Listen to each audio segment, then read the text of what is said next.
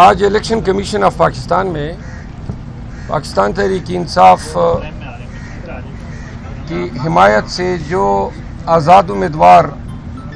پاس ہوئے تھے اور جن کو فارم 47 میں فیل کیا گیا تھا، ان کی کئی عذرداریوں میں بطور وکیل پیش ہوا۔ ہم نے الیکشن کمیشن آف پاکستان سے یہ استدعا کی کہ یہ تمام مقدمات دو طریقوں سے آسانی سے حل ہو سکتے ہیں، کیونکہ دفعہ 9 الیکشن ایکٹ 2017 کے تحت یہ جو کارروائی الیکشن کمیشن میں ہو رہی ہے، اس کو قانون کی زبان میں انکویزیٹوریل پروسیڈنگ کہا جاتا ہے، یعنی اس میں انکوائری کی جاتی ہے۔ ہم نے کہا اتنی سی انکوائری کر لیں کہ جو فارم 45 ہم لائے ہیں ان کو آپ اپنے فارم 45 سے ٹیلی کر دیں جو الیکشن کمیشن آف پاکستان کو ملے ہیں، یا بصورت دیگر پریزائڈنگ آفیسر کو بلا لیں اور ان سے پوچھ لیں کہ کیا فارم 47 کے مطابق ان کے فارم 45 جو ہیں ان کے نتائج صحیح انکارپوریٹ ہوئے ہیں۔ بہرحال الیکشن کمیشن آف پاکستان نے کسی ایک کیس میں بھی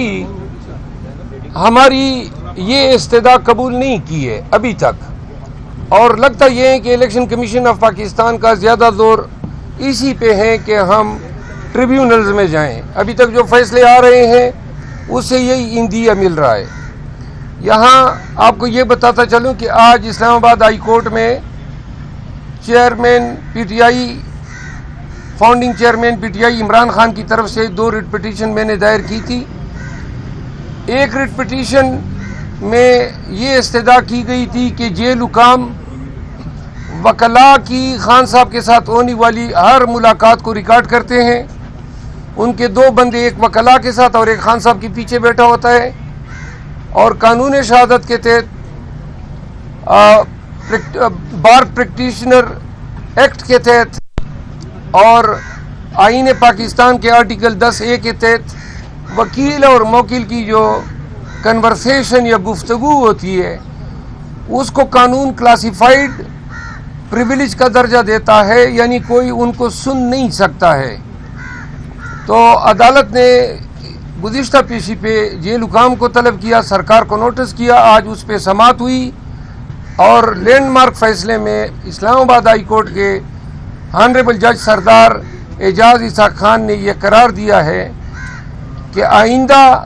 خان صاحب کے ساتھ جو بھی ملاقات وکلاء کی ہوگی اس کو کوئی بھی جیل کا کوئی بھی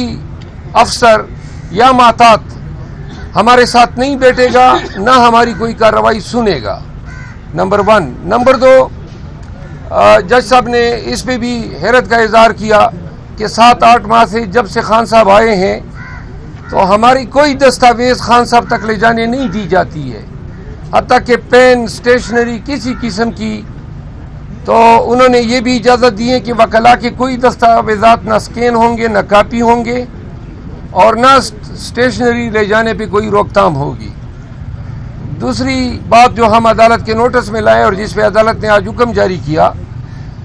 کہ الیکشن ہونے کے بعد senators, M N As, M P As Khan صاحب سے ملنا چاہتے ہیں، تو ہر کیس میں جیل حکام کہتے ہیں کہ ہم اپنے تئیں ملاقات نہیں دے سکتے ہیں، ہم اپنے تئیں ملاقات نہیں دے سکتے ہیں، اور ہمیں ہائی کورٹ آنا پڑتا ہے۔ تو اس پر عدالت نے جیل حکام کو یہ ہدایت دی کہ آئندہ جو بھی خان صاحب کی ملاقات آئیں آپ خود فیصلہ کریں گے اور ملاقات دیں گے۔ تو یہ آج کی کارروائی تھی جس پہ آپ کو آگاہ کرنا ضروری تھا۔ عنقریب پاکستان تحریک انصاف پنجاب کے حوالے سے اپنے لائحہ عمل کا اعلان کرے گی۔ آج ہمارے ایم پی ایس کو اسمبلی ہال میں جانے نہیں دیا گیا، اور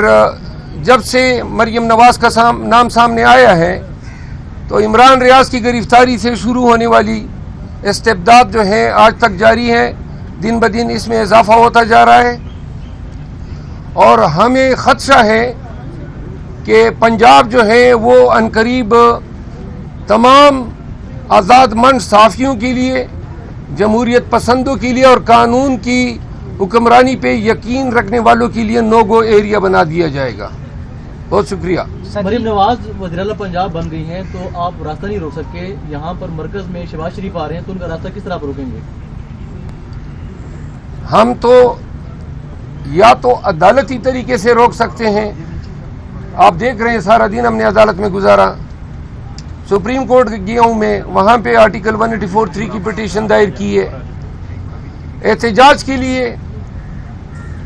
خان صاحب نے لائے عمل دینا ہے کہ آیا جس دن نیشنل اسمبلی کی وہ ٹیکنگ ہوگی کیا اس دن احتجاج کرنا ہے یا